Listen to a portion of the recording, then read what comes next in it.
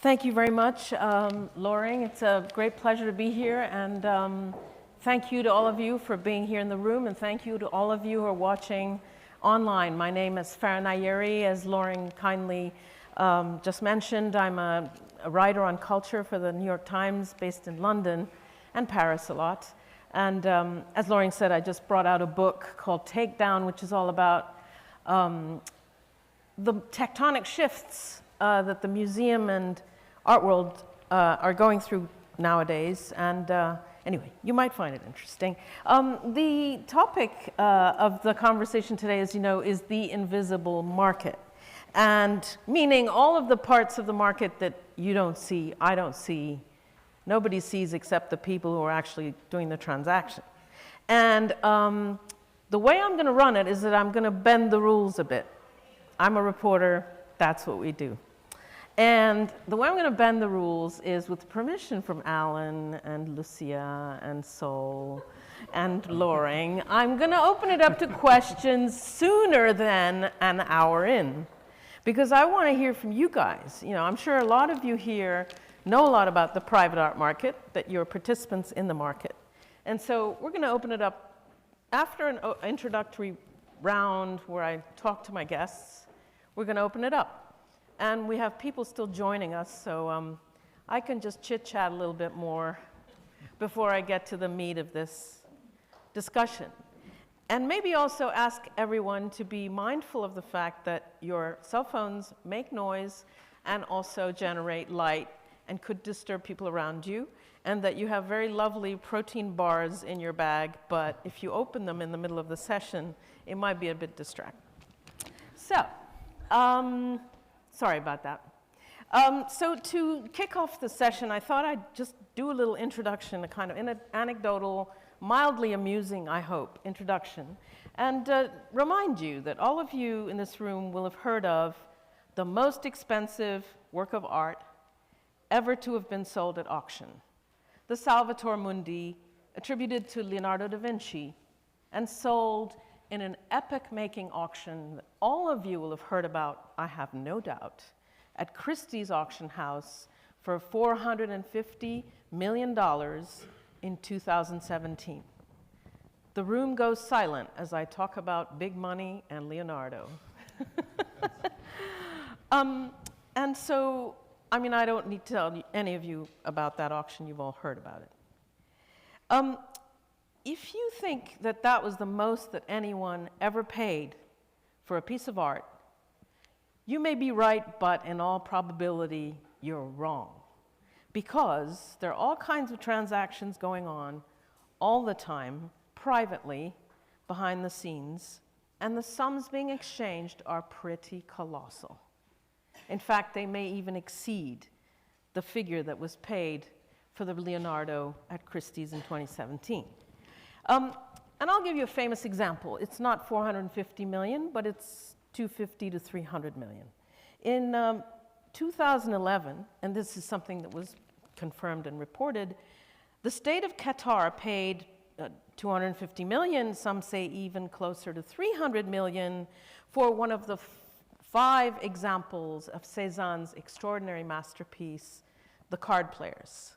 These men sitting around with their hats and their brown suits around the table in the domain of wealthy Cézanne's father in Provence. And these card players, of course, as you all know, there are the other examples of the card players are in very major museums. There's one in the Metropolitan Museum, there's one in the Musée d'Orsay in Paris, there's one in the Barnes Foundation in Philadelphia, and there's one in the Courtauld Institute in London. So to describe this piece as a museum piece is not a stretch of the imagination. I mean, the card players are a museum piece, and the Qataris bought it. But they didn't go buy it in an auction house like the Salvator Mundi, you know, waving paddles or having their advisors call in or however these things get done. They bought it from the family of a Greek shipping magnate who owned one of the card players of Cézanne and who died. So they went in and they outbid other museums and whoever else, and they bought it from the estate of the Greek shipping magnate. So it's a secret private sale that somehow was reported on subsequently, but it all happened, you know, away from the public eye. And so there are private sales taking place at all times and at all price points. According to the latest UBS Art Basel market report by the economist Claire McAndrew, which I'm sure a lot of you read, you know, just came out last week or something, private sales were up 30% at Christie's last year. They totaled $1.7 billion, and that was twice their level in 2019, meaning before the pandemic. So they doubled. And meanwhile, over at Sotheby's, private sales totaled $1.3 billion. So you tot those two figures up, and between Sotheby's and Christie's, we're talking $3 billion in private sales in 2021. And so over at Sotheby's, the company said the buyers through this channel were up 42% on pre-pandemic 2019. In a word, more and more transacting is, oops, I just lost my marbles, excuse me. More and more transacting is taking place behind the scenes, secretly, away from scrutiny, away from accountability, away from the prying eyes of reporters like me who are in the business of digging stuff up. And in a market that is already, I hate to say it, notoriously opaque. And it's this market that all of you inhabit. And so in this, you know, the panel, I'm going to try and ask all of my stellar panelists here today, is this invisible market a good thing? Is it a bad thing? Or is it somewhere in the middle? And that's what we're gonna try and find out. And so I'm gonna turn over, I've had my panelists sit in the order in which I'm gonna talk to them, which is easier for me. My first speaker is Marek Claassen, who is the co-founder of ArtFacts. And ArtFacts is a contemporary art data analysis site. And he's also founder of Limna, which is a new app that is described as a pocket art advisor. I mean, I think, you know, Marek will maybe show us his cell phone screen, but basically you have it in your pocket and it's your little art advisor and you can go around and shop. Marek, you're in favor of a much more transparent market. You don't like all this opacity. When you and I spoke earlier on, you said that our opaque market frustrates both buyers and sellers, you know, the people who are not at the very top end of the market, and it also prevents new collectors from coming in, you know. Tell us a little about why you want transparency. Yeah, thank you. You're welcome. So let me speak first. Yeah. I feel very much delighted to speak here. Thanks also to Sol and Lucia. Yeah. My panelists. I hope we have a really good discussion.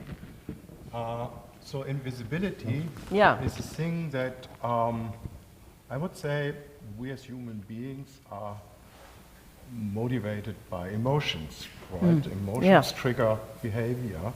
And the emotions are steered up by needs that are met or unmet.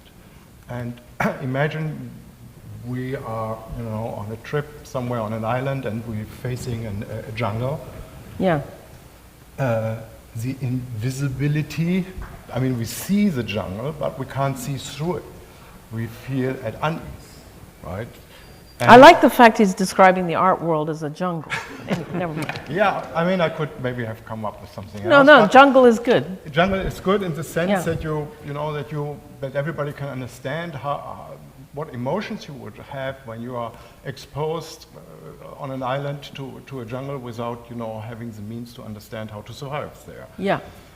And this is what I think speaks for the invisibility for the average art lover, which is in fact, before the pandemic, was around 25% of the American population who went to galleries or museums. This might be museums that do shows, like David said yesterday, like trumpets and stuff. But they like to look at objects of desire and beautiful things. but only 1.8%, not even 2% buy art, actually. So there's a huge discrepancy, right? Discrepancy between art loving and loving the picture of an island, if you want, looking at it, and living in it, right? Yeah. And so this is the, I think, the problematic side, what I'm working on, and we can come to it later. Yeah. I think there are some pillars that help us to navigate there. But first of all, I would like to maybe show you the other side. It's the leopard who grew up in the jungle, who knows everything. I like the leopard analogy. Anyway, carry on. And sees us right in front of the jungle as prey, right? And for the leopard, it might be good to hide, right? So the invisibility is, for the point of view of the leopard, something that's useful. So in point of view of the art collector, it might be that you have an artwork where you are unsure if it sells. So you might not be willing to put it in a public auction. If it fails, it gets burned, and you write about it. Didn't sell. Everybody knows about it. Maybe you don't want that. This could be a thing. Yeah. Maybe you have inherited money or have money from some kind of sources which maybe you don't want people to know that you have a certain amount of purchase power available. So you would like to sell it secretly. Right, that this is not known. You have several means. It's not only auction houses. You could also bring your artwork into, you put it up on show in an exhibition, maybe even in a museum because you are on the board. And then some people maybe show interest, and you can, sense the market for that piece. So there are, I think, numerous facts that speak for, in terms of the viewpoint of the leopard, for the invisible art market. Okay, you've presented that very well with some pretty striking metaphors of the jungle and the leopard. I don't know, maybe we'll ask the people in the audience if they feel like they're outside from the jungle looking in, or if they're a leopard. I mean, I went before. I don't want to, take this completely over. But when we come back to the other side of the invisibility for the average consumer, for the average art lover. This is something else, and there I think we are living in a time that empowers the common citizens in all kinds of ways. Not only with an app like us, who uses data. This is one column of the 3 pillars, and then we have artificial intelligence, machine learning, and the third one, in my point of view, would be smartphones, social communication, social platforms to communicate this knowledge. And so these tools empower us to act on our emotions about unmet needs, about unjust things. I get it. About seeing through. In your book, you described I recommend, by the way, reading it. Thank you. Takedown. It's this takedown. This book, what she didn't want to speak about, refers on social media, right? The power that gives this through data and through algorithms that produce the data on your smartphone in a way that you are. The critics say are cocooning. Yeah, you have a kind of, you are enshrouded in your own metasphere or personal sphere. But in fact, what it does is that you have a certain need, what is not met, maybe it's something unjust, or you have the feeling of that it's intransparent, that you feel they have a mistrust, uncertainty, things like that come as an emotion. And then these tools that are based on data provide some light and eliminate the invisibility a bit. Gives supports the needs. Okay. That's in you. Here's the thing. We need to make it a bit more concrete, because for me to understand and for everyone, like your tool. Let's say I'm a person going to an art fair, and then we will move on to our next speakers. But so I'm in an art fair, and I'm interested in, let's say, a painting of yellow tulips by Miss XYZ. I'll go with my Limna and my app in front of the painting, and then what happens? When I hold my, how is this? There are certain things going on, right? I have an affection to this painting. Artifact or painting in this sense. Yeah. And but I don't really, first of all, 100% trust my my taste. Yeah. I feel uncertain about the way the art market prices or the gallerist prices is an artwork. Yeah. I don't have the understanding, or I'm not prepared to appraise the artist's potential. So there are lots of things that is invisible to me, right? Where I'm looking at that and I like it. Yeah, and so what is Limna going to tell you? Limna then would provide out of the information that you give the system, that is the name of the artist and the size of the artwork, yeah. It would dig out of a vast amount of historical data, exhibition data in this sense, what we correlate with prices, and train the machine that an artist with a certain career should have, under ideal circumstances, this and that price. Okay. So the algorithm then provides you an estimation, let's say $8,000, yeah. something like that, and gives you some insight about the artist, like quickly, the internationality of the artist, the career span, the cultural recognition, all that, and biography if you want to read it. But then you are equipped with a certain knowledge. Maybe you have $10,000 in your pocket, you're willing to spend $10,000 on that art fair, and you encounter the gallerists and ask for the price. Yeah. You feel proud, you are motivated, and let's do it. And then the gallerist maybe says 12. Or says 6, you don't know. But what will actually happen, let's imagine the gallerist says 12, right? You really like it. But then you would say, wow, this is kind of more than I thought, you could tell the gallerist, right? And then the gallerist would say, do you know what? These yellow, green, this composition is really sought after. I have 10 collectors, and I can choose to whom I sell it. If you want to have it, you got to pay 12, right? And then you could say, okay, I know a little bit about the artist. Yeah, I get the picture. Yeah, and then you can, but then you make a decision based upon knowledge, a knowledgeable decision. What helps you then I face the gallerist, the leopard. The leopard. Yeah, I mean, you're giving Alan Schwartzman a run for his money, right? But hey. Interesting. And now I'd like to turn to you, Nicholas Olney. Nick, I think I can call you Nick. President of the Kasmin Gallery, and I believe you represent more than 40 artists and estates across 3 locations in Chelsea. And you and I had a preliminary discussion, and I think you were saying that you argued that a fully transparent art market, on the other hand, wouldn't be such a great thing after all. And I wanted to ask you why not, after what we just heard from Marek. Sure. No, I think it's not about a fully transparent or a fully invisible market. It's really just understanding, and if we're using data, understanding what data we're looking at and how we're using it too. Because if you're pulling data that is just about from public auction prices, then you are looking at a data point or a series of data points, and it's very difficult to color in and really understand how each of those dots might connect, but that's only a small part of what the whole market is. Most of what we do in many, many galleries is primary market sales, where we are working on the new work directly from the artists that we're working on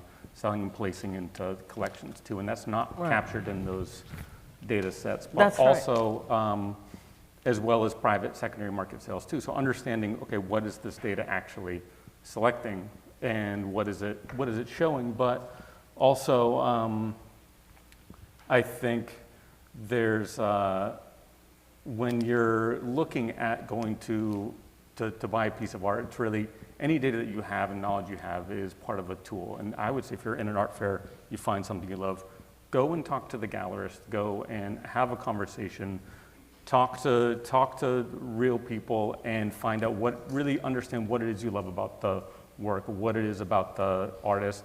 If you're not comfortable with that price at that time, then take your time. And for us going to fairs, a lot of it's the beginning of relationships. It's not just about that transaction. I mean, I definitely think of us as a role as a gallerist, as not as a predator and not as a gatekeeper. It's as an advocate for artists. It's as as a builder of an artist's career and market in a long-term sense. Yeah, you don't look like a leopard to me. But. Yeah, try not to be. But it's, look, and this is a very, but it is it's a very competitive world with a lot of money in it. So not ignoring that fact too, but we have a different role as primary market galleries. And I think also working with the estates that we represent. And I think during the pandemic, and we're also dealing with a lot of these tectonic shifts of which you're talking about. And I think for me, the first week of the pandemic was also when we lost Paul Kasmin, the founder of our gallery too. And so for all of our organization, it was really a time of reflection and of reorientation. And also a gallery is not just a single entity. To me, it's an umbrella organization that represents each of these other small businesses, meaning the artists, their studios, or the estate and everyone who works for the foundations as well. Yeah. So it's a whole community of people that we're, as a gallery, are a primary revenue generator for, but also a real builder of their market, placing works with collections that are going to care about the work and not just the market. I understand, but we are talking about invisibility and visibility here. And when you and I spoke, you said that too much data, that could actually be it might spur too much speculation around a young artist who's trying to just come up through the ranks. So I think in other words, this dataification. Data that's maybe doesn't have a complete view and is focused on this as not just one part of the conversation, but if we're using technology or we're having conversations in media that's specifically just about that market and that's the focus, is the market as opposed to the work. And if we're creating algorithms that are reading that data and churning, then it's going to just follow things that are building trends. And if you just throw conversation after things that are trending, it creates a bit of that cocoon, but also creates these positive feedback loops towards speculation. And I do think that can have a pernicious effect on the market and on artists' careers too. So let's see who's the data serving. Are we using it only as a way to knock down a price if you're trying to negotiate something, or are we trying to understand an entire market, an entire ecosystem, and learn more about the art itself? And so really having it focus on something we're all in the art world because I think we love these objects that aren't reducible to just mere data, and that's why we do what we do. Right, so what you're saying, chasing trends, it's a bit like in every other business, right? Like, let's say an artist is suddenly written about in a major publication, or, they go to a party and some influencer decides that they look good or they wear nice clothes, or however it is that one gets to this buzz place. Then the market gets really attention gets turned towards that artist, and that artist's value goes up according to these data algorithms, et cetera, and then perhaps other artists might suffer. Is that what's? No, I think it's really, these things are value of an artwork is not a purely subjective thing. It's not a purely objective thing. It's intersubjective in this entire community. So that is a way that you promote an artist's work and build value in the market over time, is with each of these different things, with critical dialogue, with interesting exhibitions, with partnerships, and where the work goes and where it's shown. So there's many different ways to try to both promote, but also to understand that. And I think, but it's very difficult to put into boil down into something. Quantity. That's where expertise is also really important. And so when it comes to something like an art advisor, and I'm interested to look into Limna and what it does too, but I think art advisors, it's interesting because there's such an incredible range. I mean, there's very little barriers to entry. You just need a Gmail account and a client and a dream. But on the other end of that spectrum, there is an incredible amount of expertise, years and years of really advocating for artists, understanding the work. You have people with incredible ability to unpack this information, share it with their clients, help people to navigate too. So I think we should not ever rely on one particular thing. So having intermediaries is not always bad. It can also be a way of connecting and navigating as well, too. So. Well, as long as the intermediary knows what he's talking about, right? Yeah, 100%. So I would never rely And it's on not one, just a Gmail never rely account. on one thing, but make sure you're looking, but also make sure that the conversation is about the art in the end. Yeah. Elizabeth, I'd like to turn to you now. I mean, everyone knows Elizabeth, you're the co-founder of the Independent Art Fair, the director of the Giorno Foundation, and you're also an adjunct professor of art at NYU. I understand from our preliminary conversation that you're not an advocate for a fully transparent and fully visible art market either, and I wanted to hear your reasons, and then we'll move on to Joeonna. Yeah, I mean, I think that there's several different ways to look at this, and I could see myself sitting in any one of these positions, arguing and debating that side. You know, I'm not saying we're against I'm against the data and what it can do for collectors that are trying to kind of get a sense of value. You know, we did do the New York Art Market Report with Claire McAndrew last year, which, you know, revealed a lot of things about the collector base of independent. They spend on average of $759,000 a year on art in New York City. So, you know, we understand what our market is. We understand our audience. We understand our collector base. But this is obviously, independent is a very specific kind of engagement. It's for the well-informed collector. You know, we're not converting somebody to decide whether this is something you should buy for $8,000. So it's a different purview. That being said, I think I benefit tremendously in that role at independent from the invisible market. How so? I feel like there are things that are created with partnerships like Nick and, you know, Kasmin. We're, you know, going to be presenting a Vanessa German solo show this year. That's going to be a presentation for Nick's gallery that announces the representation of the artist. After that, you'll be able to go to Kasmin in September and see a full-scale solo show of the artist. That will be her first show with the gallery. So what we create are strategic opportunities that bring either American debuts, Gallery Association debuts, New York debuts to the table for a consensus process to occur. And that consensus process is with curators, it's with critics and writers, it's also with other fellow well-informed collectors that are thinking about this material and are literally forced to focus on it. And that is something that we create the data, we create these opportunities, we create the value in vast interconnected strategic partnerships. And so when you talk about data, you're talking about you know, snapshot of yesterday. You know, this sold for $8,000 yesterday. Right. You know, you don't know, you know, if that is going to lead to what will be the value tomorrow.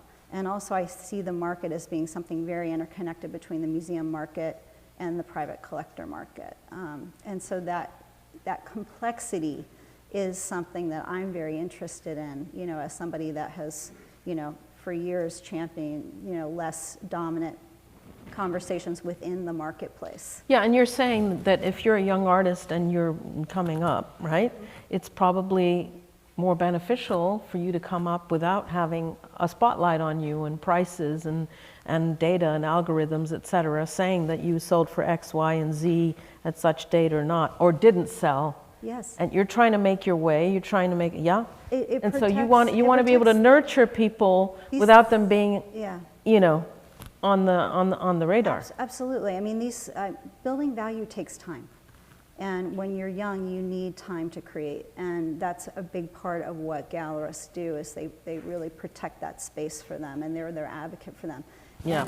But not only young. I mean, if, you know, if I had shown somebody, you know, the current data on an artist at independent that was coming up, you know, that would be one thing. But then also there are women who were left out of the conversation and still are to a certain degree. Absolutely. You know, in your book you talk a lot about the political and social implications of, you know, so maybe, you know, we have a lot of projects coming up historically this year from, you know, artists behind the Iron Curtain in 1970. And, you know, these are artists that are in the collection of MoMA, but there isn't really an active market in New York, and that's why they're showing that work here. So I kind of believe that what we do collectively is a very creative process in creating the market. And I think we benefit from... Intangible also, yeah. Intangible. And inquantifiable, maybe. Yeah, I mean, Gus Vincent, great film director, said, data runs counter to the artistic process. Wow, and, okay. And I do understand that. It's 20 years. Yeah. Like Don Quixote against the windmills. Yeah, that kind of, complicates, complicates Marek's life. But anyway, let's move on to Joeonna. I'd love to hear from you, Joeonna. Joeonna's a director at the Shainman Gallery, one of the most famous galleries in America. It is very well-known gallery. And I wanted to hear your thoughts on all of this. I don't know where you situate yourself in this, opinion landscape. Yeah, I mean, it's hard to follow up with my colleagues at gallerists, because I agree. I think, I should say I generally, in most aspects of my life, believe in radical transparency and all the ways that it can really benefit us and how important it is. But I think that we're conflating transparency with access in a way that I don't think is correct. I think that we're talking about transparency as a means to gauge performance as opposed to accountability. And I think that we can't just talk about transparency as it relates to kind of money, basically. I do agree that our job is to protect artists from the gaze of the market, in a sense, and how destructive it can be for young artists, for mid-career artists. I think right now, maybe most especially, and how we can kind of resist the market from kind of creating a value system that I think is really important what we do and how we create that in a more Can you explain to me, in a hypothetical example, why it's destructive to subject a young up-and-coming or even mid-career artist to the glare of the market? I mean, I think that it's been we've already been mentioned, but it's really important for a young artist to have a space to make their work, for the gallery to help kind of build that value, but also contextualize that work in the world. And when the artist is acutely aware of, data systems tracking every single transaction or public transaction before the world even has an understanding of what they're doing, or before the artist even has an understanding of what they're doing.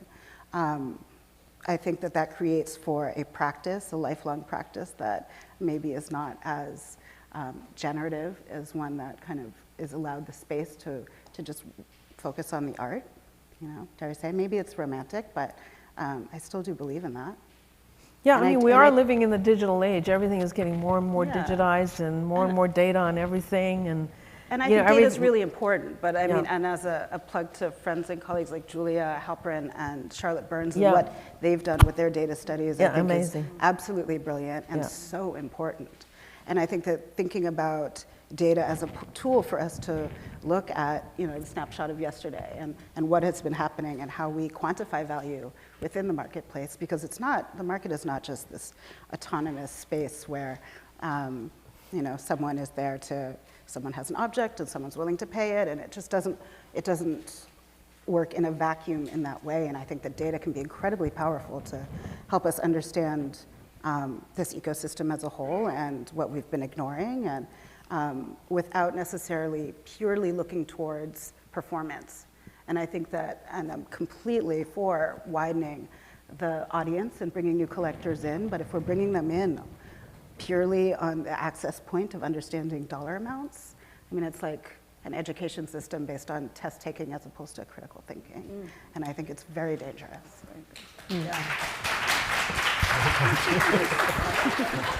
Can I say something? No, we're going to open it up for questions. You can, but we're going to I'd like to open it up to the floor, because this is really an interactive subject of discussion, and I don't know whether there are questions already. Yes, Loring, or is... I thought maybe it would be useful for some people in the audience to know how the galleries, Joeonna and Nick, do make pricing on the primary. Like, how do you think about that when you're starting, especially with the young artists? And are the galleries transparent with the pricing? Like, if I walked in off the street, could I find out what the pricing was for works at an exhibition if you didn't know who I was? Okay, I mean, I need to basically repeat that because you didn't have a microphone and maybe people didn't hear. We do need microphones. I don't know whether some can be provided. Okay, come down here, please, so we can move you around the hall. Yeah, I mean, basically Loring is saying, how do you guys basically set those primary market prices? Because that's not a transparent process. Like we don't know how you decide this is going to be worth 8,000 or 12 or 18. You know what I mean? How do you come to that?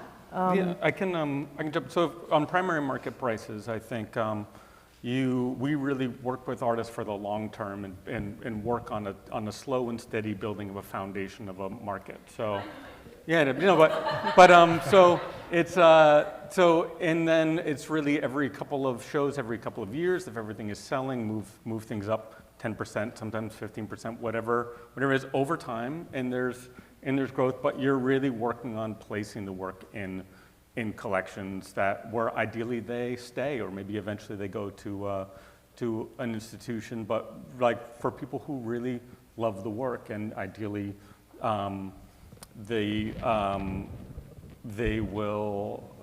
those collectors will really, it'll enhance their life and they'll keep them for a long period of time. You don't necessarily, if you're doing your job right like that, you're not actually going to see, if it's not getting re-transacted, you're not going to see it in the data. So I do understand the sort of, some of that opacity of the primary market, not every sale being reported, does make for limited data, but it can skew how things are viewed when you apply technology to it. But I think it is, and like you mentioned, it's really difficult if an artist has made it's so hard for an artist to find their way to make a body of work that hits and is collected, and then what they do next. And if there's too much of a spotlight on that or speculation with it, there is an incredible amount of pressure of how do you continue to be generative, how do you continue to create, how you build and do what's next. But also, another example, sometimes I think you also need to take a stand. So in your book, Farah, you talked about Lee Krasner and Jackson Pollock as well, and the Krasner estate via the Pollock-Krasner Foundation is something that we represent, and there had been what we felt like for many years very low prices and lower than the value that we really felt like the work should be. Lee Krasner being, of course, the wife of Jackson Pollock, whose career only really flourished after his passing, but didn't even flourish enough because her prices... so many forces, but really it's about her. It was really about her gender, and that the work was undervalued compared to what it should be for her importance of a painter. So when we started showing the work, the first piece we set an unprecedented price that was still lower than we really thought it should be, but you needed to really start somewhere and to try to build it. And if there weren't collectors who said, yes, I understand I'm paying the record price for this, but now, some years on, they are incredibly happy that they did this. And then that does, in a way, the market can drive more conversation, and more museum exhibitions started happening, more critical dialogue and a reappraisal. So sometimes as a gallerist, you have to just stand for what you believe in that, and then have a real conversation. Okay, I think at this point it's fair for me to come back to Marek, because he needs to take the stand back again and defend. No, it's not about defend. I think it's about, again, invisibility. In this sense, invisibility, what we are doing. So I had the sense that you think that, for example, we use auction data. We don't. So what we use is data from reputable galleries. They give us the inventory data, the sales data, the official price lists. We look at online viewing rooms. Since the COVID, there are lots of prices available for the primary market. So we correlate gallery prices, which are done with care, as you just explained, with cultural recognition, meaning exhibitions that you cater, right? So you place the artist strategically, and you have one trend to build, and this is that the price needs to go up steady. The career doesn't need to go like crashing up and down, so there needs to be a steady career. This is what you, as a gallerist, do, and what you mean with, taking care of the artist, protect the artist. You protect the artist's career by sheltering all this noise away. But this is actually what we are doing. So we are looking at the artist's CV, shows that you do all your work, what the curators do, what the gallerists do, and put an evaluation algorithm on it that measures the reputation of the institutions, and the reputation gets measured by your past achievements, by exhibiting again, right? And this is what we correlate with the prices that you see in Fries and Basel, everywhere, right? We also use ArtNet data, but only for the more successful or established. Yeah, there's an instance. So the galleries create the price in the primary market with care that it goes steadily up. This is their job, to protect the artist. This is what you told the audience. And but in auction, there's a different rule. When something sells in auction for $1 million, and the gallerist doesn't want that because he says the artist is not ready, we need to keep the prices down, that we have room to grow.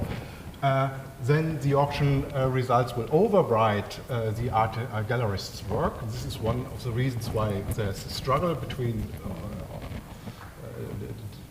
the problems between the primary market and the auction market.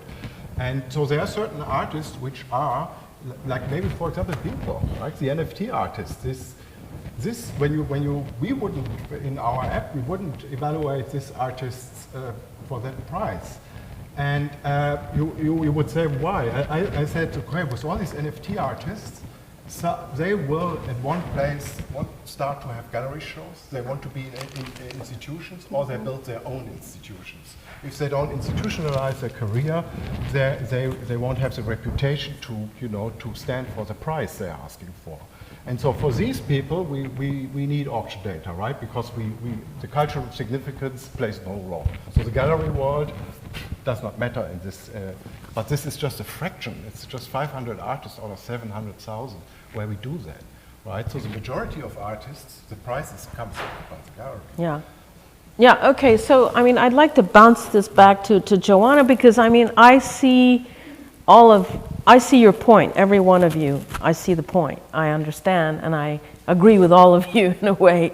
And so because like, if I'm Joe Schmo, right, and I want to get into the art market and I don't know anything about it, and I just want to buy something, but I feel so intimidated to walk into a gallery or go into an art fair, and how do you square that circle? Because a tool like this does give me information, and it's not just data, and it's not just yesterday's auction result. So do our websites, though. Yeah. But you wanted to jump in and say something, so I jump in. Yeah, you want, but sure. Also I'll go to Elizabeth right after. Also to answer Loring's question, because I think it kind of relates to this. If we share prices with people who walk through the door, I've never not shared a price if someone asked me, like never, not once. They are accessible. It is accessible information. You walk into a gallery. Yes, you may need to wait for a director to come from the back, but that's only because, to prevent people from, misquoting, or also it's how we are introduced to people who are interested. It's how we start conversations. It's not because we need to, gauge your outfit. It's really just so we can create that connection and start an actual conversation, because it's not just about the checklist, it's not just about the price list, it's about that conversation. And it gives us an opportunity to have a conversation with someone who's new, who doesn't know who to ask for. So, sorry, your question was? No, I mean, more information, education is a good thing. I mean, we can't say it's a bad thing. And this is not just, quantitative information that Marek and Limna are collecting. It's also qualitative. The exhibitions, newspaper articles, reputation. He is developing a tool for measuring reputation. I mean, there is that, right? Yeah, I mean, it's not all terrible. I don't mean to say that. I mean, sure, there was, but it's not terrible at all. I don't know that I understand. Sorry, why would it be terrible anyway? Right. I mean, I don't think it's me. It's not me against you here. That's what's happening entirely. But I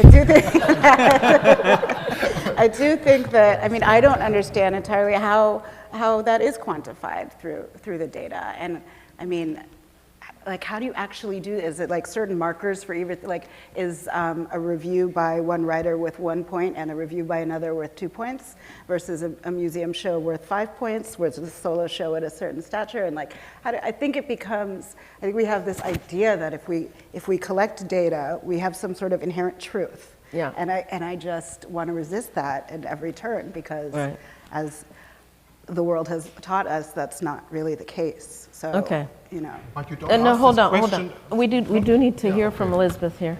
Well, I think that markets are inherently optimistic. We're talking about people. I mean, we're talking about things that are like phenomenal, you know, performance, and you know, that's not always the case, you know. And I think that that's the issue. Like, you know, if I was a young collector and I hadn't built my relationships with galleries yet, and I saw this piece, and I went on to the app, and it was $8,000, and I thought it was, and the gallerist was asking 12, and I didn't buy it only on that basis, you know. And that artist is now in the Whitney Biennial, you know, a year later. I've kind of lost my opportunity, you know. And the self-fulfilling prophecy that data can do, it can be very.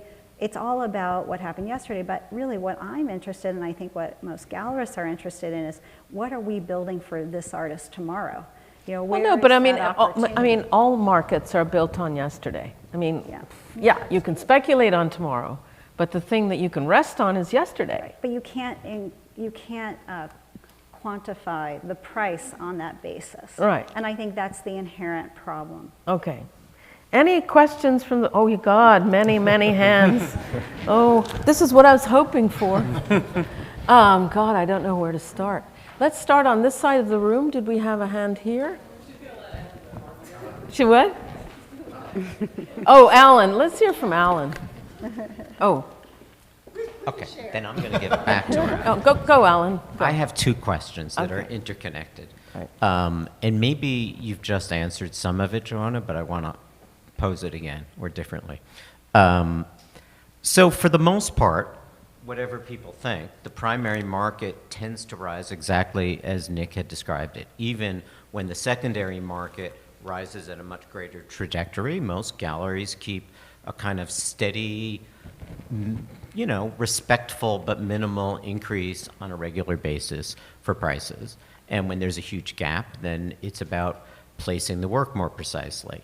What we've seen in the last couple of years, and maybe it's just the last 2 or 3, are a number of artists whose work you hadn't heard of, who maybe had one show, maybe didn't have a show, that sold for, let's say, $30,000 privately, that comes up at auction, sells for $800,000, and then a couple of years later, maybe it goes to a few million, maybe it disappears, you know.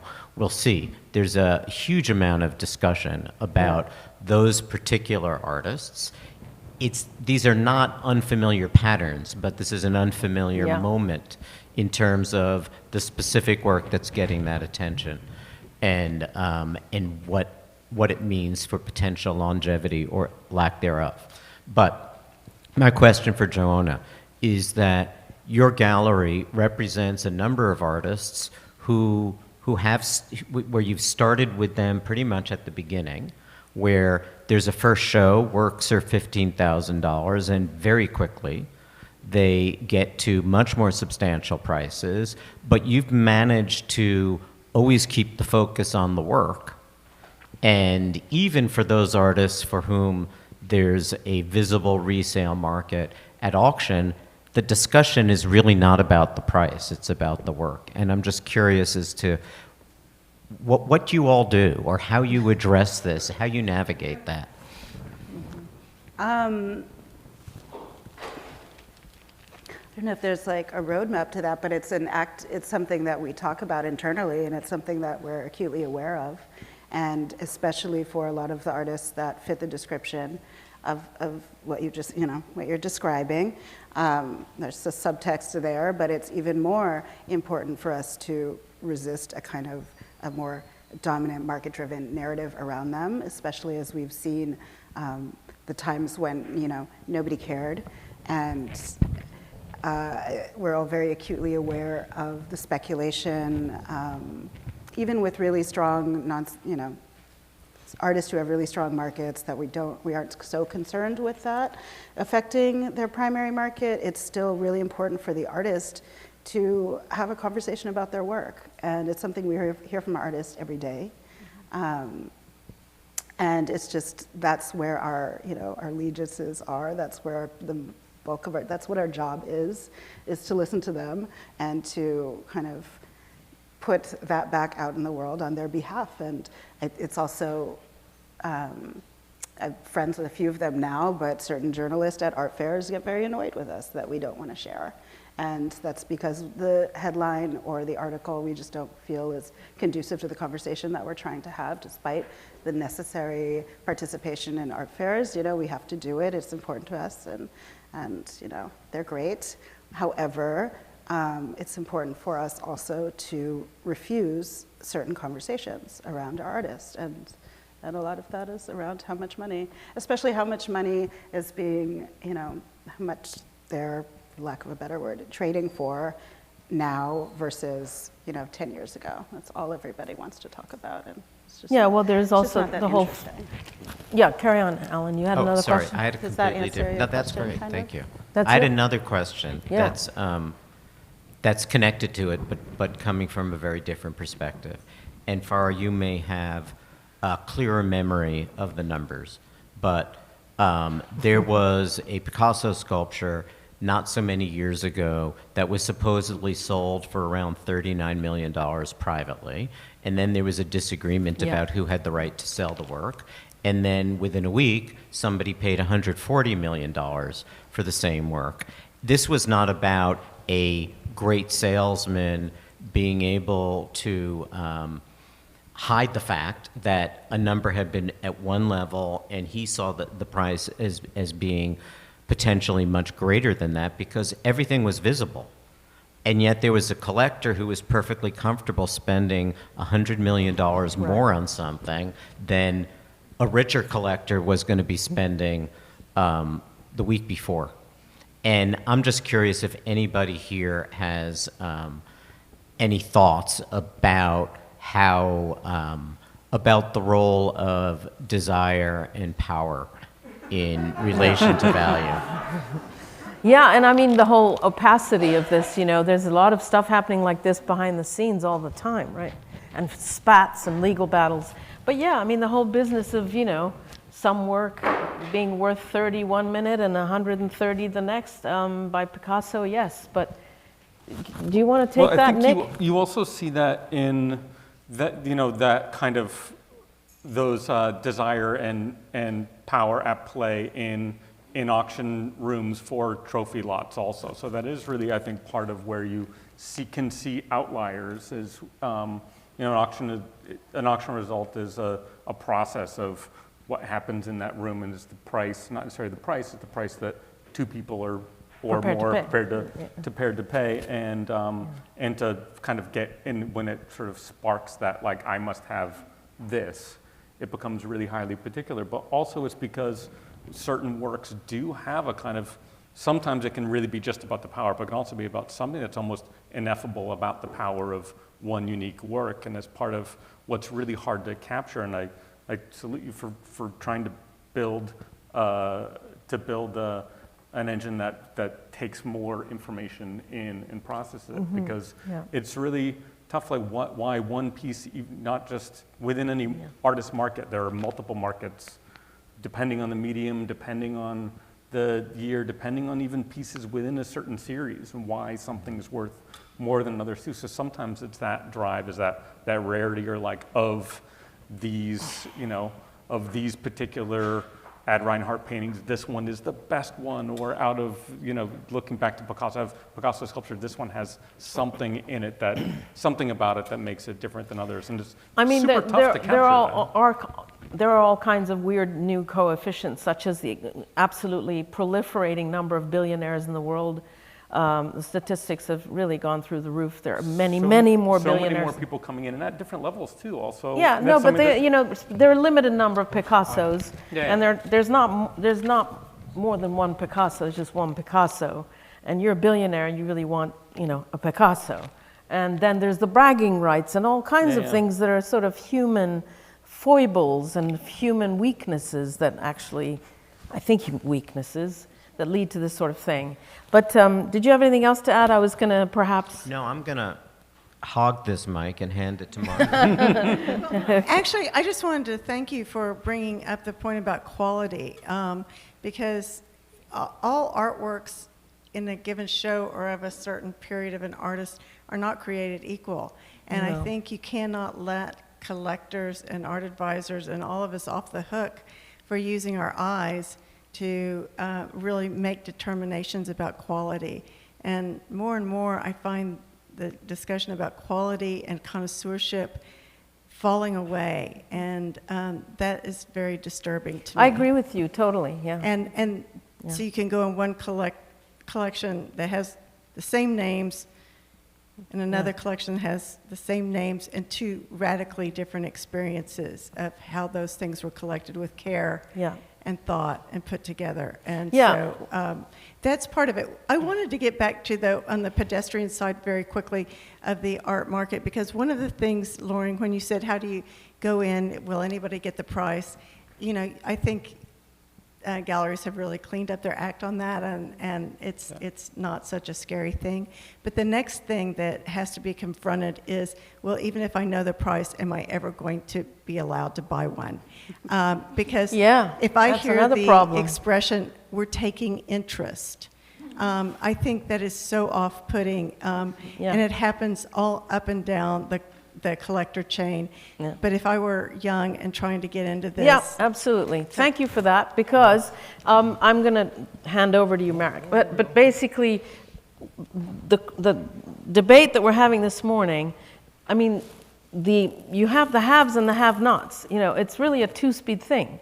There are a happy few who are actually allowed to buy work X, and then everyone else, so it is sort of like the 1% or the however many percent at the top. And what someone like Marek is trying to do is trying to engage with the 99% or the 98% or however many, isn't it? Yeah, but also coming to quality, right? Having two collections visited after each other with the same names, maybe artworks with the same size, and one really thrills you and the other one is kind of, casual. This is not what AI can help you with, the computer, right? This is not what we intend to do. We don't intend to replace you guys with what you're doing, and I'm excusing for using the word leopard, right? I didn't mean it in the sense of predator. I'm very sorry. No, I didn't really meant this. Just that's okay. It's okay, Marek. That wants to be my spirit animal. But what I'm saying is that you could see these tools, these machines as what they are, machines, like a screwdriver or a hammer. It gives us help, right? It doesn't help to decide if something is beautiful. There's nobody who can help you not going to an exhibition and not looking at lots of artworks to get some sense of quality, right? Without doing that, yeah, it's an educational tool. Precondition. Well, a tool in a toolkit too, right? Yeah. This is what you need. Without that, a tool among many. No way of collecting art. So you have to see art. If you don't want to see art, then then you can be an investor or whatever. Okay, you but just buy names. I'd like to hear from Joeonna, just in response to what the lady just said. This business of, this two-speed thing where there are certain people who are allowed to buy certain works and the vast majority of people who are not. I mean, how do you feel about that? And do you practice that? Yes. And speaking of power and desire, right? I think your question, it really comes down to that as well. And I think, we try not to say we're taking interest from the onset. I do think that really psychologically turns people off. And it's not about who we do place, right? We do want the works to go to responsible homes, to homes who appreciate, to understand quality, who are building collections that you're describing. But there does become an issue when there are 500 people who want to work and there are 5 works. And so there has to be a conversation there. It cannot just be who ran to our booth at Basel first. It can't be who has the most money. It's not about who has the most money, actually. No. It's not about the 1% of the 1% of the 1%. Right. In fact, we try really hard to have real respect for our wait list and think about the chronology and really want to get artists, especially on the younger side, into the collections of people who have demonstrated their commitment to artists over a long period of time, have cared for works in our experience of working with them, and who have been waiting for 6 years, and not necessarily the mega collector, despite our desire for strengthening the relationships with said mega collectors. We actually would like to place with people that have demonstrated an ability to really care and advocate for our artists. And right, and who aren't going to flip it in the next 30 minutes. And who are not going to be priced out in a year. That's also a and who aren't going to be, sorry? Priced out. I think that is also something that happens when you have a really long wait list, is that people who were engaged show up to galleries, saw the work, had conversations, really loved it. There wasn't something for them in that moment, but 5 years later, when we, get down the list, they've been completely priced out of the market. And we try to figure out a balance. It doesn't always work, and everyone's always upset. And, on that list of 100 people, 95 of them are pissed and feel like we have it out to get them. But it really is just, we do the best that we can, and we're just... It's a complex world. We need more questions, I'm afraid, before I can turn back to you. We need to hear from the hall. Do I see any other hands going up? In the middle. Yeah. We have someone in the middle who I'm not seeing. Yeah, this gentleman there. Yes. Oh. Yeah. Thank you. If you could introduce yourself, that would be good. Yes. My name is Andrew. I'm a software engineer, so apologies for that. I guess this question is directed at Joeonna, but also the panel at large. I like the premise that data purely about pricing is destructive to artistic endeavor. That makes a lot of sense to me. My question is then, what data could be released or circulated more that would be constructive to artistic endeavor? Mm-hmm. Yeah. Nick, Elizabeth, what data could be constructive to artistic endeavor? That's a really good question. And I do appreciate how software engineers and data people look for problems that they can solve, and I think that's really important. That's a good question. I mean, I feel like I'm more equipped to answer what I think could be really helpful for the ecosystem that the artists are at the center of. So answer that. But that's not that, okay? Yeah. I think, just, to go back to the data studies that were done that were completely illuminating in thinking about how institutions have been collecting over time. And I think, who's collected where, whether it be by gender, ethnicity, kind of age.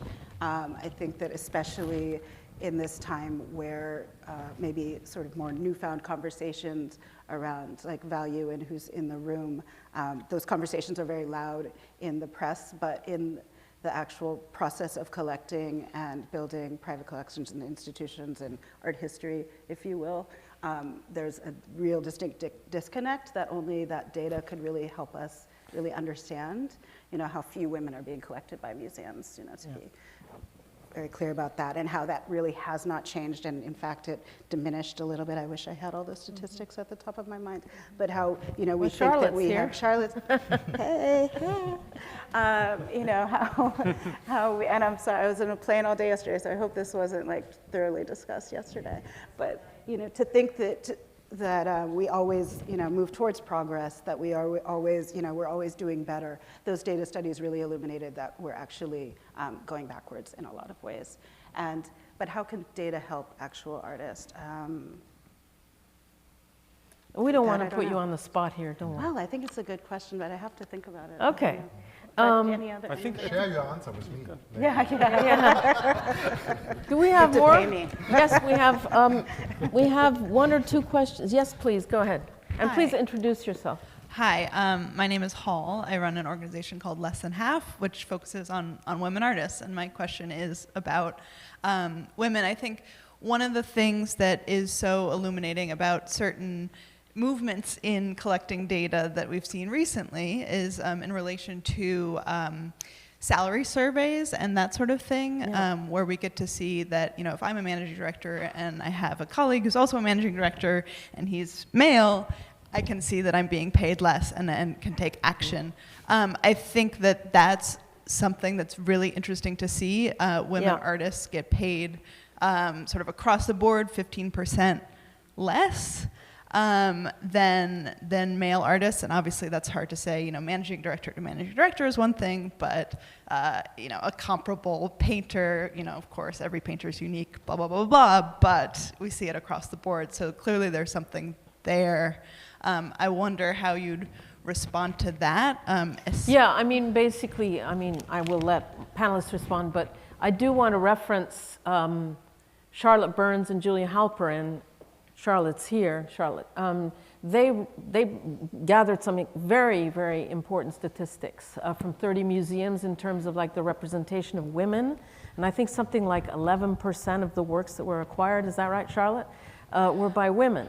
The point I'm trying to make is what you're saying, I think, is the data can be extraordinarily helpful and actually enlightening, because we weren't aware of these dire statistics. When it comes to African American artists, the statistic is even more dire. And data, therefore, like in the way that the Burns-Halperin report was conducted, is absolutely crucial. And so, absolutely. Yeah, and so I want to, in relation to that, let's ask Elizabeth or Nick, whichever. Yeah, Elizabeth, please. I think it's very. I'm glad you brought that up about gender disparity. Well, we are talking about issues of power that influence the market. Gallerists do that differently.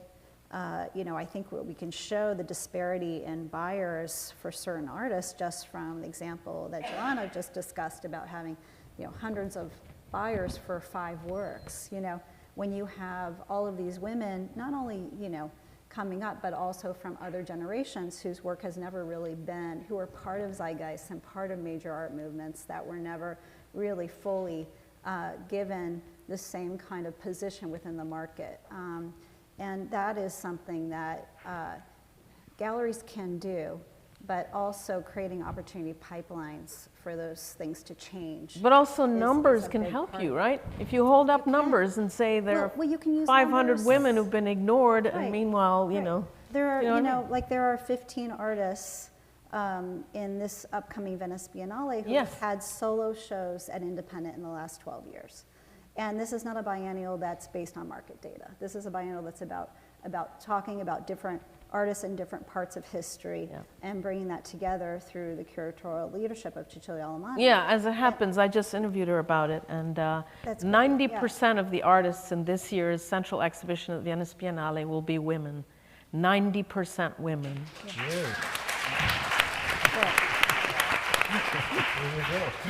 But that goes to the point, right? You have to create the context for things to change. You have to create the report. You have to create the biennial. You have to create the art fair where you're introducing things and you're not just seeing the same things over and over again. And you really have to develop that. And then you have to have the scholarship and the criticism and the time. And all of that needs to come together. Yeah, woman everything. Mm-hmm. You have to have a woman everything, basically. And it's,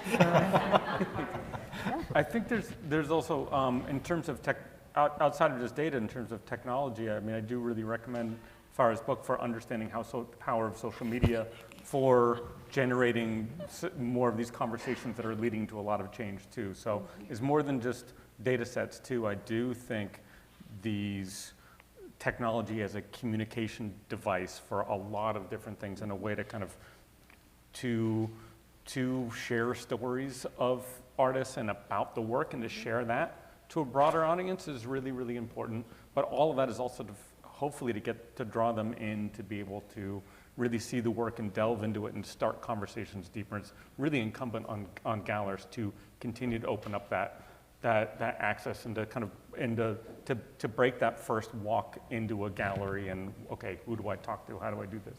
To make that more accessible to everybody is super, super important. I think that's like how we deal with that in the next 10 years and to make that better and to be able to take this interest into something that can build something stronger and better and more equal. It's going to be, I think, the core of a lot of our careers for years to come. And I think it's the next generation of gallerists, you know, who are here with us today, who are really thinking that through, and who are, you know, we're seeing it at the fair, we're, you know, seeing it even with at Giorno Foundation with the kinds of galleries we're starting to work with. You know, gallerists in their 30s and 40s really have a very broad, diverse, you know, sense of what the canon should look like for the 21st century.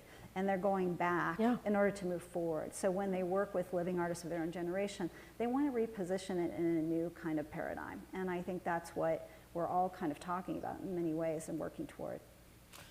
I see Loring lurking in the background here.